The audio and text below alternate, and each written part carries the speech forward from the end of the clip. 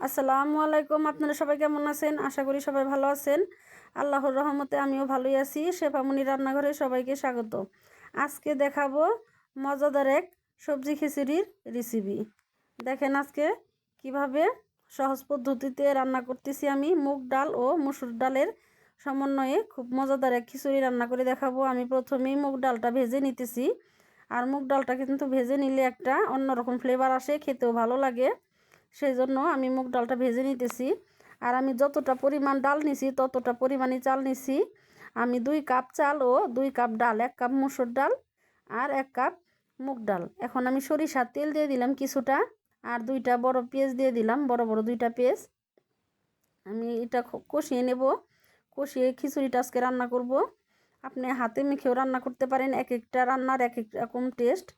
আর আমি আজকে হলুদ গুঁড়া মশলা সবই কিন্তু কম দেব। আধা চামচ দিলাম আমি হলুদ গুঁড়ো, আর 1 চামচ দিয়েছি সয়াজ গুঁড়ো, 2টা তেজপাতা, পরিমাণ মতো লবণ দিয়ে খুব সুন্দর করে কষিয়ে নিয়ে আর এখন দিয়ে দিলাম আলু। আর সবজি খিচুড়ির মধ্যে কিন্তু আপনার মশলার পরিমাণটা খুবই কম দিতে হয়। বেশি মশলা দিলে কিন্তু খেতে একেবারে ভালো লাগে না। আর আপনার ভুনা খিচুড়ি ঘুষ দিয়ে যে কোনো, যেমন মুরগি, গরু, খাসি যাই হোক, সেই খিচুড়িটার মধ্যে আপনার মশলা বেশি দিলে খেতে ভালো লাগে, কিন্তু সবজি খিচুড়িতে মশলা কম দিলেই ভালো লাগে। এখন দিয়ে দিলাম আমি কিছুটা সিম। আজকে কিন্তু আমি খিচুড়ির মধ্যে আলু, সিম, কপি এবং আপনার এই টমেটো, এই সমস্তই আমি উপকরণ ব্যবহার করতেছি। আপনারা ইচ্ছা করলে অন্য কোনো সবজিও ব্যবহার করতে পারেন, মিষ্টি কুমড়া বা পানি কদু, যে কোনো যার যেমন ভালো লাগে সেইটাই দিতে পারেন। আমার হাতের কাছে যা ছিল আমি সেইটাই দিছি। আর সিম আলু খুব সুন্দর করে কষিয়ে নিয়ে আমি ধোয়া চাল আর ডাল ওই 2টা সমন্বয়ে খুব সুন্দর করে আমি পরিষ্কার করে রেখেছিলাম, সেইটাও দিয়ে এখন সুন্দর করে কষিয়ে নেব। কষিয়ে নিয়ে আর একটু লবণ দেবো, যেহেতু আমার সবজি কষানোর মধ্যে লবণ ছিল, সেই জন্য আমি আর এখন বুঝে লবণটা দিতে হবে। আর একটু লবণ দিয়ে খুব সুন্দর করে কষিয়ে নিলাম। এখন আমি কপিটাও দিয়ে দিলাম। কপিটা দিয়ে আবার 2-3 মিনিট কষিয়ে নেব। খুব সুন্দর করে কষিয়ে নিয়ে মিশিয়ে তারপর আমি পানি দেব। আর এখানে কিন্তু আমি বরাবরের মতোই সবসময় যেমন গরম পানি ব্যবহার করি, এখন আমি সেই গরম পানিটাই ব্যবহার করব। গরম পানি ব্যবহার করলে কিন্তু খেতে ভালো লাগে, পানসে ভাবটা আসে না। আমি এখানে 4 কাপ পানি ব্যবহার করব আজকে। আর আপনারা শক্ত নরম বুঝে, যেমন যে খেতে মানে নরমটা খেতে পছন্দ করে সেই রকমই দিবেন। আমার কাছে লাগলো আমার এই যতটা চাল আছে এবং কি সবজি আছে, আমার 4 কাপ পানি দিতে হবে। আমি 4 কাপে দিলাম।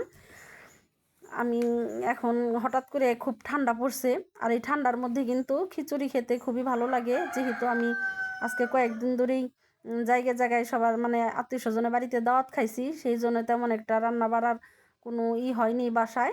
তো হঠাৎ করে ভাবলাম যে একটু খিচুড়ি রান্না করে খাই, যেহেতু অনেক ঠান্ডা পড়ছে।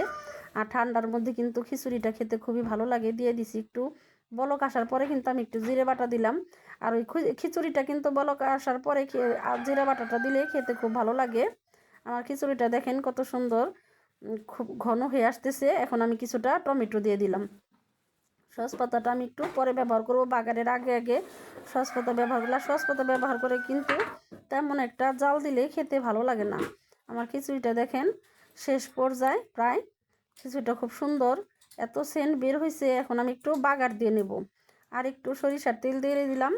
সরিষার তেল এই প্যানে দিয়ে প্যানটা গরম হয়েছে পরে আমি সরিষার তেল দিলাম। আর ওই চুলায় আমি ওই ধনে পাতাগুলি খিচুড়ির মধ্যে দিয়ে নেড়ে চেড়ে মিশিয়ে নেব।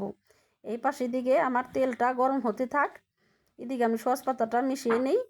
মিশিয়ে নিয়ে তারপরে এই পাশে আমি বাগারটা সুন্দর করে ভেজে নেব। আর আমি কিন্তু বাগারের মধ্যে তেমন একটা কিছু ব্যবহার করব না, যেমন জিরা বা কালি জিরা, এই সমস্ত কিছু ব্যবহার করব না, যেহেতু আমার সবজি খিচুড়ি। আর সবজি খিচুড়ি যতটা সিম্পলভাবে রান্না করা যায় ততটাই খেতে খুবই মজাদার হয়। আমি 4-5টি দিয়ে দিলাম শুকনো মরিচ। শুকনো মরিচটি আমি সরিষার তেলের মধ্যে ভেজে নেব। ভেজে নিয়ে আমি পেঁয়াজ এবং রসুন একসাথে মিলিয়ে থেতো করে নিয়েছি, সেইটাই এখন দিয়ে দিলাম। খুব সুন্দর করে ভেজে নেব। ওইটা খুব সুন্দর করে ভেজে নিয়ে আমি এমনভাবে ভাজবো পুড়বেও না, এবং কি আপনার মানে অল্প অল্প জালে ভাজলে কি আপনার জিনিসটা খুব সুন্দর করে ভাজা হয় এবং কি পুড়েও না। আর ভাজা কিন্তু পুড়ে গেলে বাগারটা খেতে একেবারেই ভালো লাগে না। মিষ্টি মিষ্টি জাল দিয়ে ভাজলে ওই বাগারটা গ্রানও আসে, মানে আপনার রসুনের এইটা রসটা বা পেঁয়াজের রসটা তেলের সাথে মিশে যায়। ওই মিশতে একটু যে সময়টা দিতে হয়। আর আপনি যদি ছটপট করে জাল দেন, জাল দিয়ে পুড়ে যায়, অথচ কিন্তু তেলের সাথে আপনার ওই রসুন পেঁয়াজের ফ্লেভারটা আসলো না, অথচ ভাজা হয়ে গেল, খেতেও তেমন একটা ভালো লাগে না। এই জন্য আমি সবসময় একটু সময় নিয়ে ভাজি, যাতে ফ্লেভারটা তেলের সাথে মিশে যায়। তেলের সাথে মেশা মানে খিচুড়িতে দিলে কিন্তু সেইটা খুবই ভালো লাগে খেতে। আর এখন যেমন শীত পড়ছে, খিচুড়িটা খেতে খুবই ভালো লাগবে। আমরা 5 জন মানুষ, আমরা 5 জন মানুষের ওই রকমভাবে খিচুড়িটা রান্না করছি। 2 কাপ চাল, 2 কাপ ডাল, 1 কাপ ডাল, 1 কাপ মুসুরির ডাল, 1 কাপ মুগ ডাল ছিল। আপনারা লোক বুঝে একটু বেশি কম করে নিতে পারেন।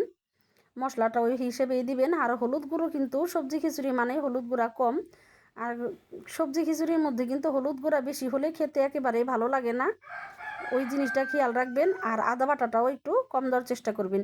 আমার রেসিপিটা এইভাবে যদি আপনারা দেখে রান্না করেন, হুবহু অবশ্যই ইনশাল্লাহ আশা করতেছি অবশ্যই মজা পাবেন। খেয়ে বাসায় রান্না করলে অবশ্যই ইনশাল্লাহ মজা পাবেন। এইরকমই আমার খিচুড়িটা কিন্তু বাসায় খেয়ে সবাই বলছে খুবই মজা হয়েছে। খুব সুন্দর করে এইভাবে রান্না করে বাসায় খাবেন, খুবই মজাদার হয়। এখন আমার বাগারটা হয়ে গেছে, দেখেন ভাজা ভাজা হয়ে গেছে। আপনাদের সাথে কথা বলতে বলতে আমার ভাজা হয়ে গেছে। এখন আমি খিচুড়িটাই ঢেলে নেব। আমি চুলাটা চেঞ্জ করে নিই, সামনে আইনে নিলে ওই বাগারটা ঢেলে দিলে নাড়তে চাড়তে সুবিধা হবে। আমি বাগারটার জন্য ওই পাশে চুলায় বসাই দিয়েছিলাম। এখন আমার বাগারটা আমি ঢেলে খুব সুন্দর করে নেড়ে মিশিয়ে নেব। মিশিয়ে নিলে আমার খিচুড়িটা কমপ্লিট হয়ে যাবে। আমি ধনেপাতা, আর আমি কিন্তু এই খিচুড়িটার মধ্যে বেশ খানিকটা ধনেপাতা দিছি। আর সবজি খিচুড়ি মানেই ধনেপাতাটা বেশি দিতে হয়, আমিও দিয়েছি। দেখেন আমার বাগারটা কতটা সুন্দর হয়েছে। আমার খিচুড়ির কালারটা যেমন দেখতে সুন্দর হয়েছে, তেমন খেতেও তার চেয়ে বেশি মজা হয়েছে। দেখেন খুবই মজা পাবেন এইভাবে বাসায় রান্না করে খেলে।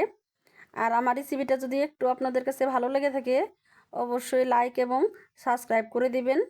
এইভাবে রান্না করে বাসায় খান, অবশ্যই আমি আশা করতেছি ব্যর্থ হবেন না। এইভাবে হুবহু আমার রান্নাটা ফলো করে রান্না করলে ইনশাল্লাহ ব্যর্থ হবেন না। বাসায় এইভাবে রান্না করে খাবেন। আর এই শীতের মধ্যে তো একেবারেই মিস দেওয়া যাবে না এরকম খিচুড়ি রান্না করা। বাসায় অবশ্যই রান্না করে খাবেন, ভালো লাগবে।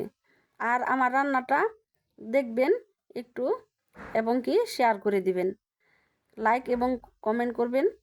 আপনাদের লাইক এবং কমেন্ট আমায় সামনে এগিয়ে যেতে সাহায্য করবে। একটি লাইক এবং একটি কমেন্ট আমাদের জন্য অনেক গুরুত্বপূর্ণ। আজকের মতো এখানে বিদায় নেব। অবশ্যই ভাবে রান্না করবেন। আর আমাদের ভুল হলে ক্ষমা দৃষ্টিতে দেখবেন, যেহেতু আমরা এই রান্নাঘরে নতুন, এখনও আমরা পুরান হইনি, অবশ্যই আমাদের ভুল হতেই পারে। আর আপনারা আমাদের সামনে এগিয়ে যেতে, এই ভুল ক্ষমা করে সামনে এগিয়ে যেতে সাহায্য করবেন। দেখেন আমার রান্নাটা কতটা সুন্দর হয়েছে। আর এইভাবেই কিন্তু রান্না করলে খুব মজা হয়, এর চেয়ে পাতলাও না ঘনও না। দেখেন কতটা সুন্দর আর কতটা মজা। আর শুকনো মরিচের ফ্লেভারটা খিচুড়িতে ছড়িয়ে গেলে একটু ঢেকে দিয়ে, সেই জন্য আমি ঢেকে দিয়েছিলাম। একটু ঢেকে দিলে ফ্লেভারটা ছড়ায় বাগারের, এবং কি শুকনো মরিচের খেতে ভালো লাগে। আজকের মতো এখানেই, আল্লাহ হাফেজ।